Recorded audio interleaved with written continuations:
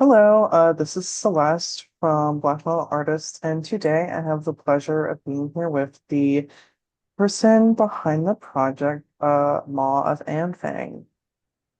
Um, so now to get started here, your latest release, Where Rabbits Die, it has a title that, it has like very like striking imagery, I guess, just based on the title. And I guess what is the backstory behind the album's name? And I guess what does it represent in the context of the music within it? So for me, I guess I didn't grow up on a farm. It was more of a ranch, but my parents or my stepdad, his parents owned a farm like with rabbits and chickens. And I remember when I was like 8 to 10 Mm. specifically, my stepdad would try to help me kill the rabbits, kill the chickens, and then like gut them and skin them. And I only did it a couple of times because I remember I really disliked doing it, especially with the skinning part. And I guess the where rabbits die thing is kind of just like the I remember that one the like most vividly because of the kicking when you cut off their head. It was just, pretty violent. And then skinning it too. I remember because you have to put your fingers between the hide and like the muscle.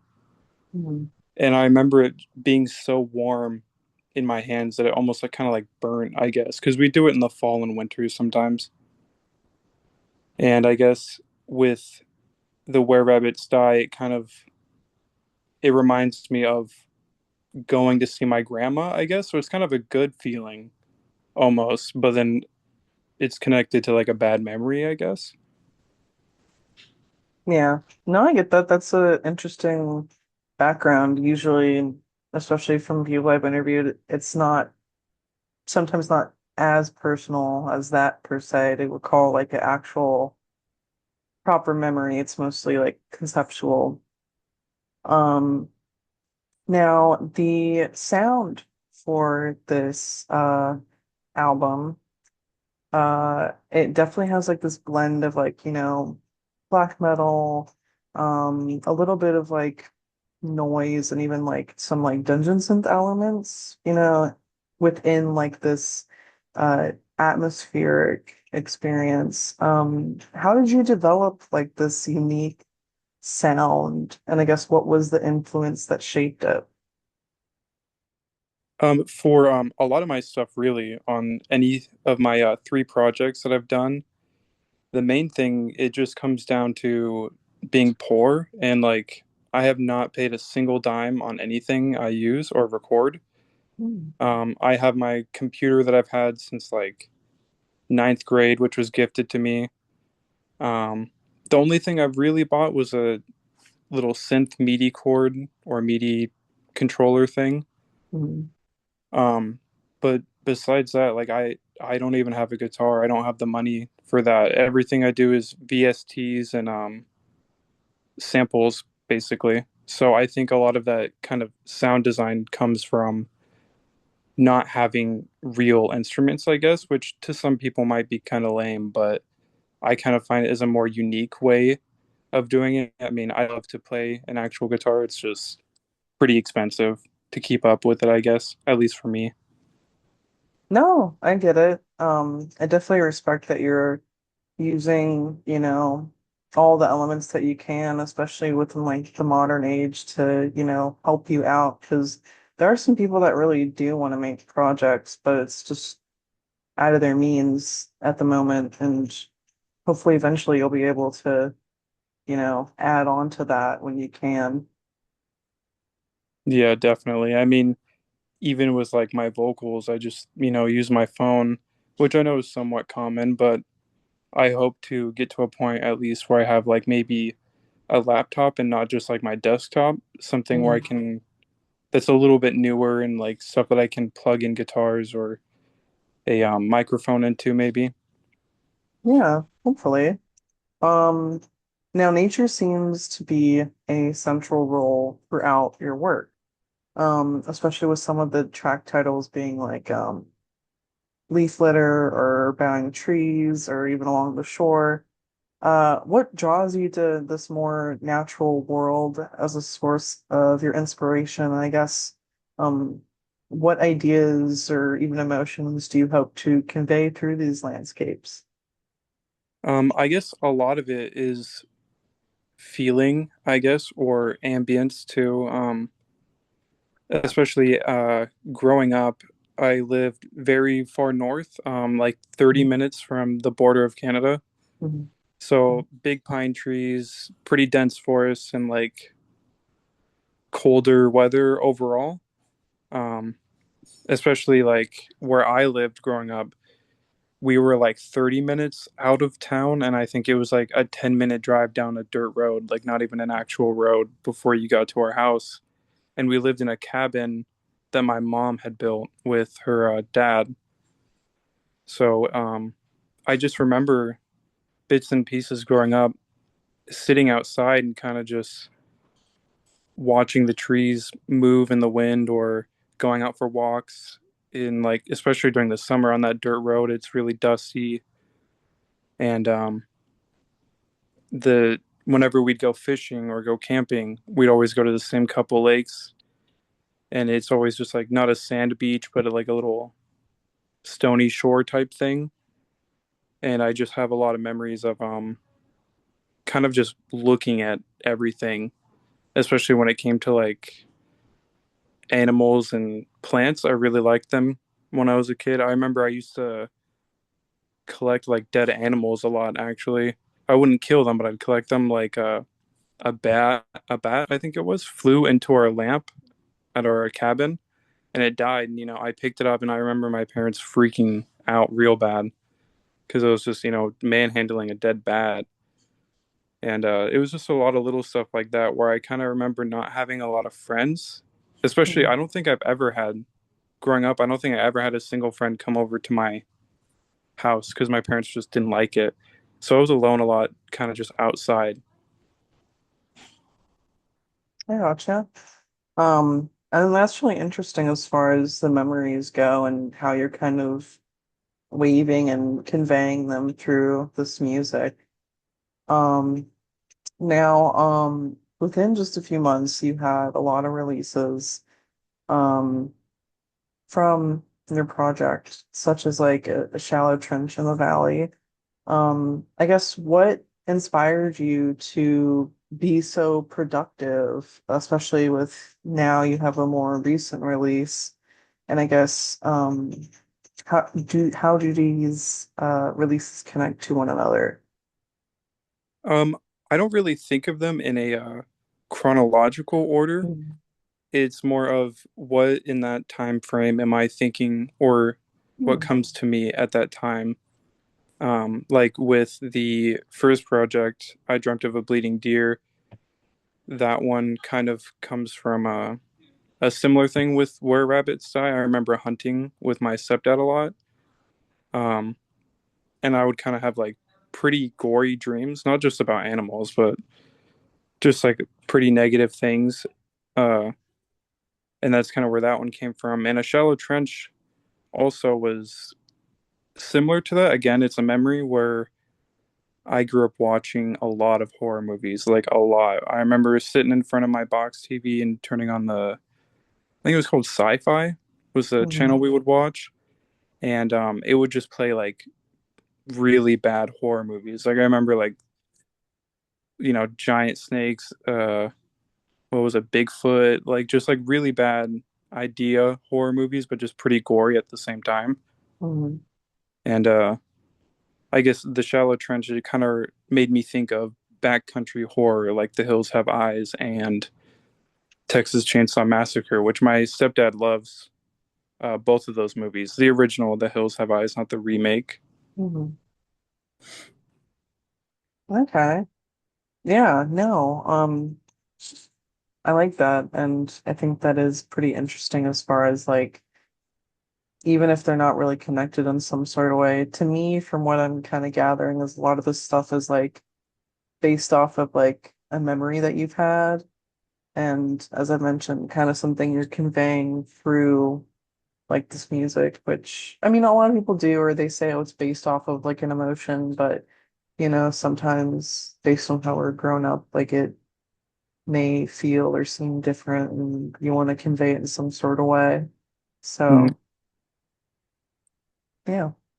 Yeah, Uh, well, like I feel with the memory thing too, it's like when you're remembering a memory, you're not remembering the moment, you're thinking back on the last time you thought about it. mhm, And I think about how, because really between the ages of 1 to maybe 12, I don't really remember a whole lot. It's more of like how you were saying, it's a feeling of a memory and mhm, not necessarily the actual action of it. mhm. Yeah. No, I definitely get that and I 1,000% relate to that.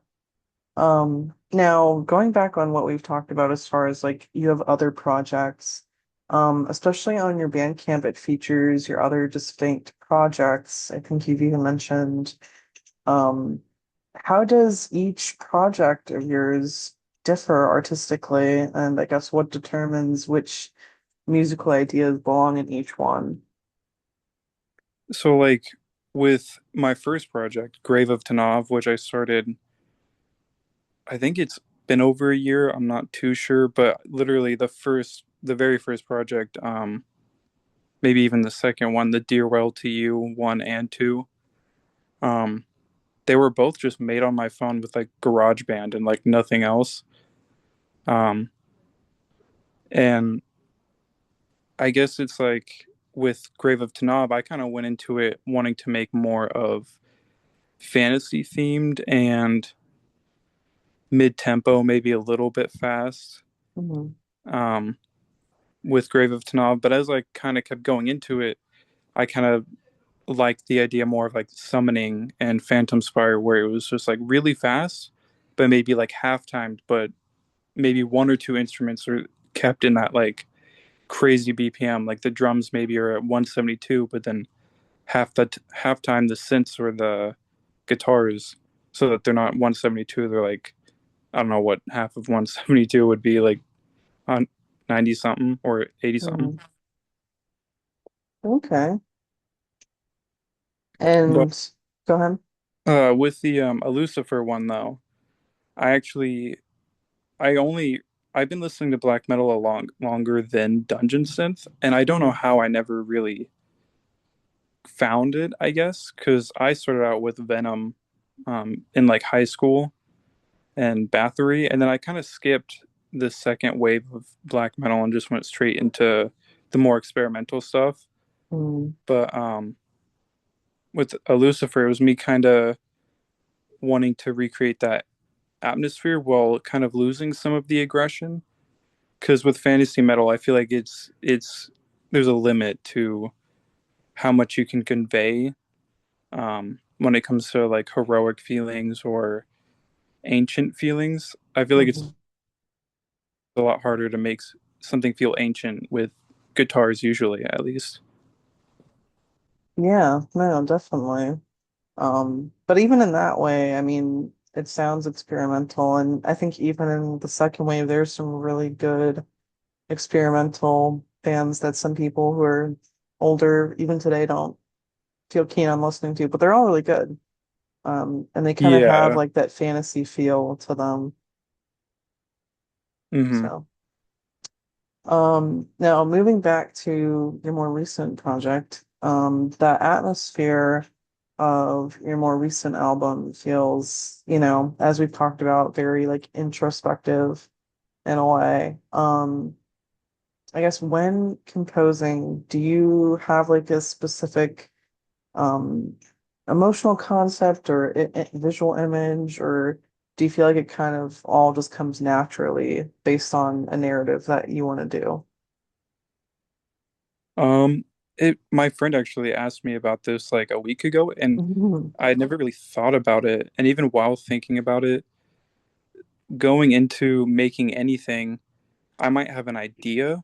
Like if I listen to a song and I'm like, oh, I like that, but what if they kind of added this to it or took that out and added, something else, and then I make that, and then I'll open a new project and kind of take bits and pieces that I liked from it. So it's like I'm trying not to copy people directly, Hmm.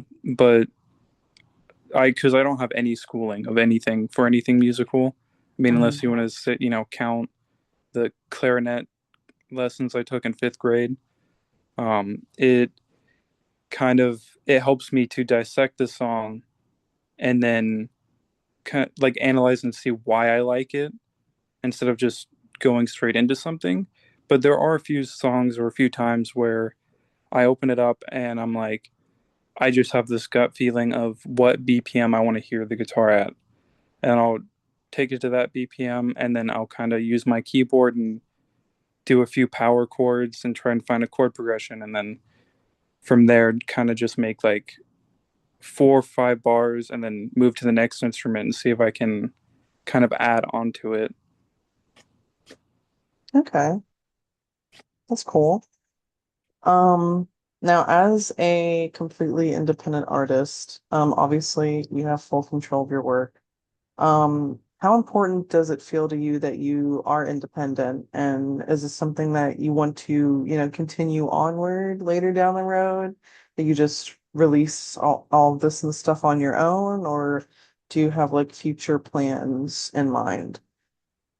It kind of goes back and forth. I guess I do like the idea of owning all the rights to my music. But Mm-hmm. the I also think at the same time, with working and just life and stuff, it would be nice having someone else who can what's it called, help distribute anything Hmm. physical or help promote, um, take a little bit off my back, I guess. Because I mean, it's not like I'm doing super complicated or insane tracks or anything, right? I mean, a lot of the songs, the drum loop is like the same one the entire song or something like that. Hmm. But it would still be nice to have a little bit more breathing room. But also, I already make so many songs. I feel like I could easily just slow down on making music and convert that energy into promoting or distributing whatever.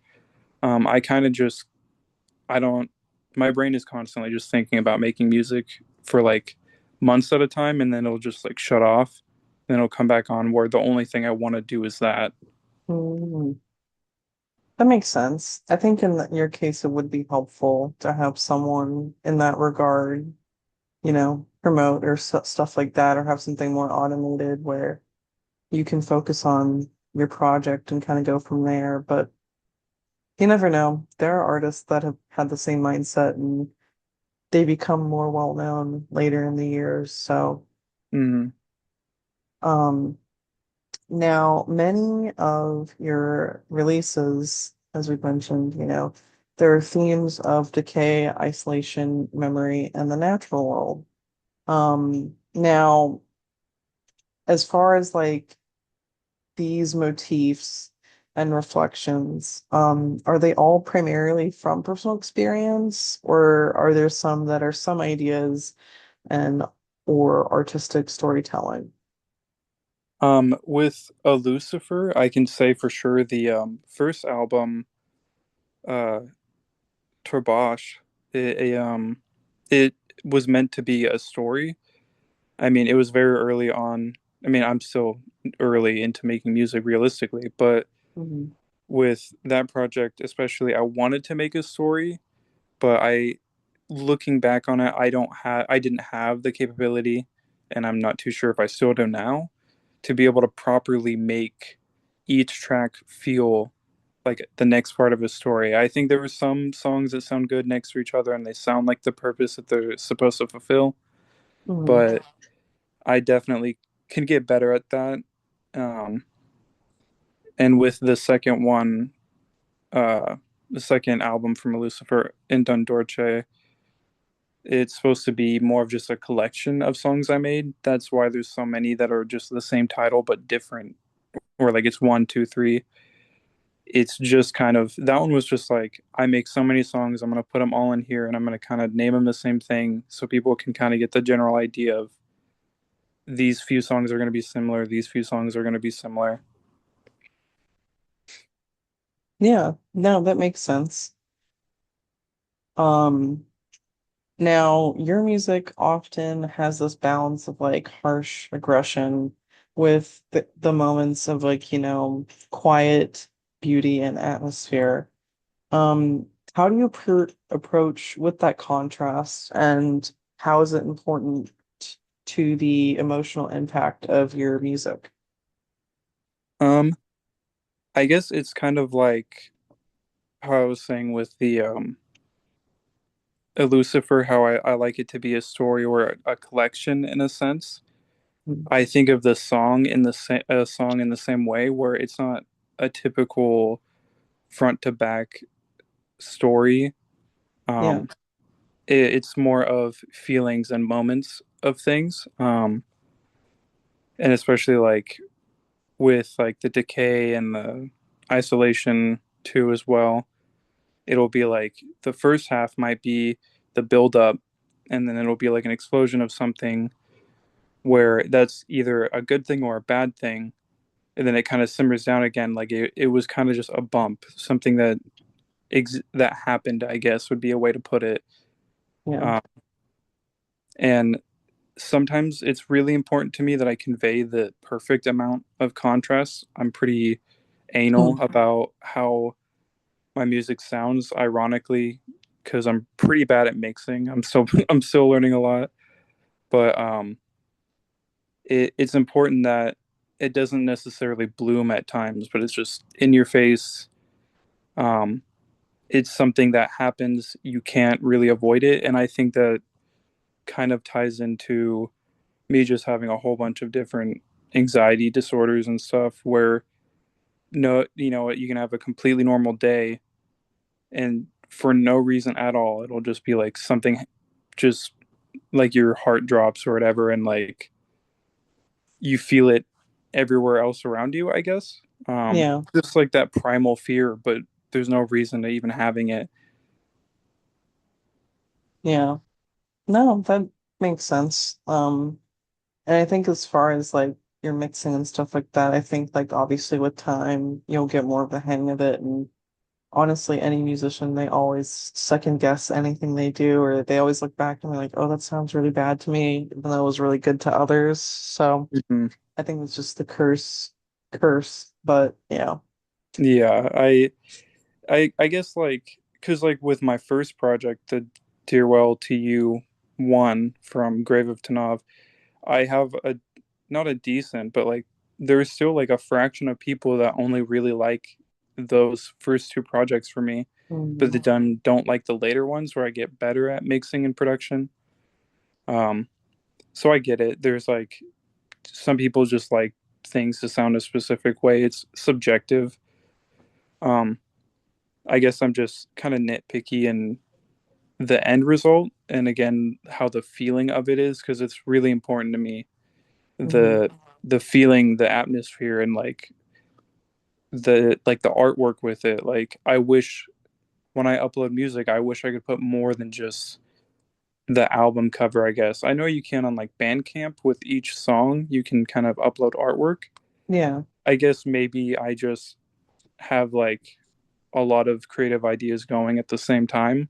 I always try and bite off more than I can chew, but like with Torbosh, I made artwork for each song with just a little, maybe paragraph of information about maybe the name of the song, like where it's from in like my head. Like maybe one of the songs is named after a sword, maybe another is named after a location. Um, and like it just was kind of hard to implement that entirely, I guess. mhm. And that's kind of how it goes back to me being more nitpicky about how my stuff comes out, because I want it to be very specific with the feeling of it. Yeah. No, that makes sense. That kind of as a final question here to kind of wrap this up. With your more recent release, what comes next after this? What can listeners expect from your project or projects or anything like that as far as your creative direction goes? Honestly, I'm just kind of looking to expand or create more of Mhm. specific feelings. How I said with Flesh Ophanim mainly, that Mhm. one's really been set in stone of my experiences and feelings growing Mhm. up, specifically between like 1 to 15, I'd say. Mhm. Um, and Grave of Tanav is more of my fantasy. Like, I grew up loving like RPGs and reading all the time, like The Lord of the Rings, The Hobbit, and so that's kind of mixed in with a Lucifer. But I wish to expand that kind of overall feeling. Mhm. Um, I'm not too sure if I want to keep making new projects. I know I do have one that I'm working on with my friend actually. Uh, it'll be the first time that I work with someone else on anything, Mhm. but we plan on releasing a demo. We're still kind of working on it. It's a lot Mhm. more Grossmakite inspired, where it's more fast paced and like pianos. Um, he's really into death metal though, so we might kind of implement some of his death metalness into it. I'm not the biggest death metal fan, but it's important to me that we get it kind of both of us equally into the idea of the sound, but we're kind of going for a more ancient feeling with it, I guess. Yeah, no, that definitely makes sense. I get that. Um, and I think that it's great that, you're collaborating and stuff like that already. But yeah, thank you so much. It's been a pleasure speaking with you, and I definitely wish you the best of luck in your future endeavors. Well, thank you. I oh, excuse me. I enjoyed being on. Thank you.